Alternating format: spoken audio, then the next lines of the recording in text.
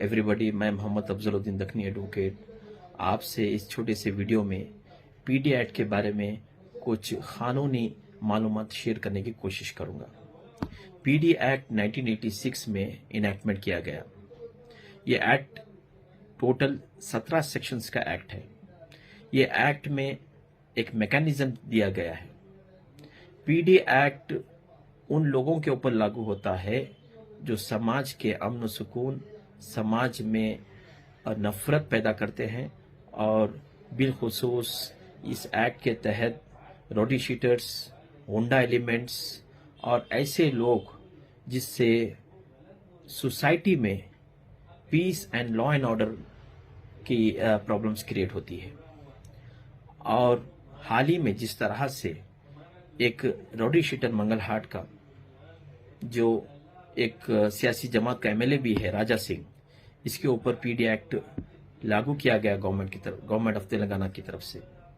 ये PD act में section 2 में कुछ डेफिनेशन दिया गया जिसमें ये बताया गया कि वो शख्स जो गुंडा हो या फिर रोडी शीटर हो या फिर ड्रग अफेंडर्स हो या फिर ऐसा शख्स जो कंटिन्यूसली हैबिचुअली समाज में ऐसी नफरत, ऐसी परेशानियां, ऐसी दुश्मनियां कर रहा है जो सोसाइटी का peace, law and order disturb होता है।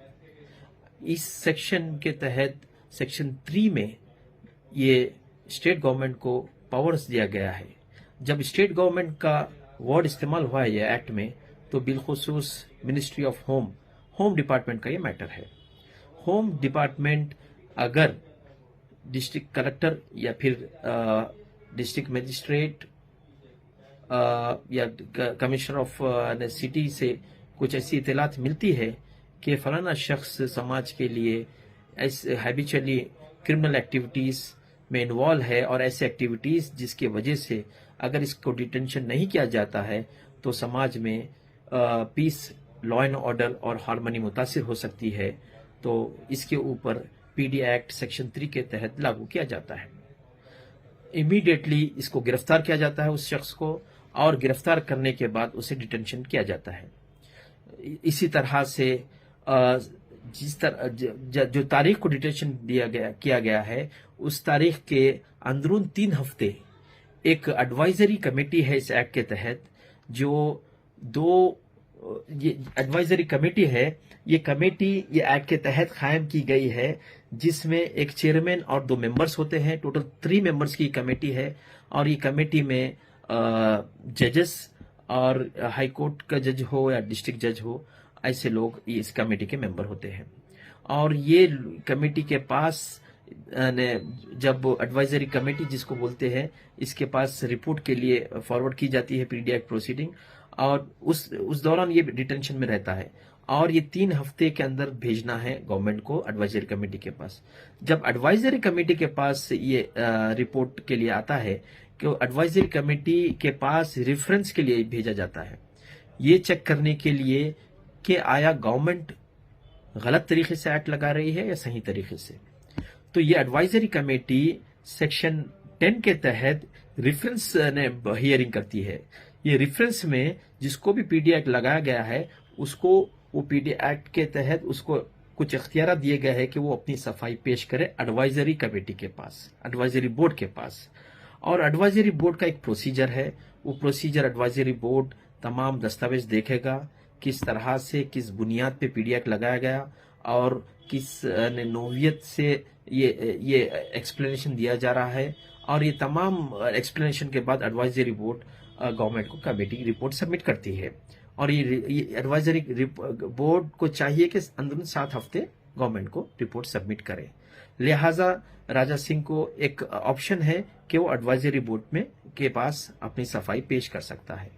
अब उसके बाद एडवाइजरी बोर्ड रिकमेंडेशन देगी और ये बताएगी कि ये पीडी एक्ट कंटिन्यू किया जाए या ना किया जाए।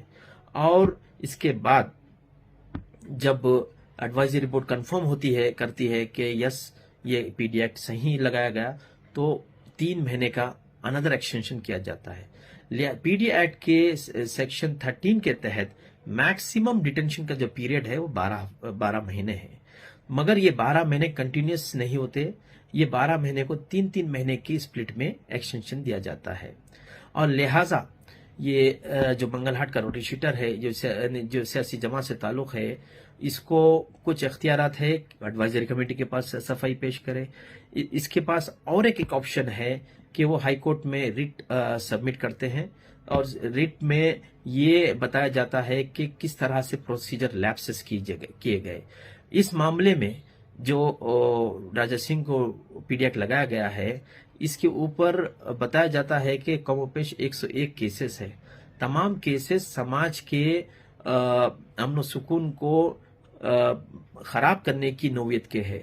ये इसके ऊपर जितने भी केसेस है, ये लॉ एंड ऑर्डर के डिस्टर्बेंस क्रिएट होने वाले इस तरह के हालात कायम हो सकते हैं कि सोसाइटी में पीस और सोसाइटी में अनरेस्ट क्रिएट हो सकता है। लिहाजा एक ऑप्शन राजा सिंह के पास रिट फाइल करने का, और पहला ऑप्शन ये है कि एडवाइजरी बोर्ड के पास वो अपनी सफाई पेश करे, और दूसरा ऑप्शन भी ये है कि वो हाई कोर्ट के पास हाई कोर्ट में एक रिट दायर कर सकता है। और मैक्सिमम पीरियड ये पीडी एक्ट का 12 महीने है। और ये अगर हाई कोर्ट देखेगा इसमें कि पीडी एक्ट सही लगाया गया नहीं लगाया गया, लेकिन हालात के हिसाब से ये साफ दिख रहा है कि ये हैबिचुअल अफेंडर और हैबिचुअल ऑफेंसेस जो फ्रीक्वेंट ऑफेंसेस के ऊपर जो रजिस्टर किए गए हैं, हम नहीं समझते कि इसका पीडी एक्ट हटेगा। और गवर्नमेंट, स्टेट गवर्नमेंट इसके ऊपर इसमें बेहतर तरीके से पैरवी करे, और एडवाइजरी बोर्ड के पास भी सफाई पूरी रखे। और दूसरी चीज, हाई कोर्ट में भी रिट में अच्छी रिप्रेजेंटेशन करे, ताकि ये इसका डिटेंशन मुकम्मल 12 महीने तक हो, सो दैट समाज में अमन व सुकून कायम हो और लॉ एंड ऑर्डर प्रॉब्लम ना हो।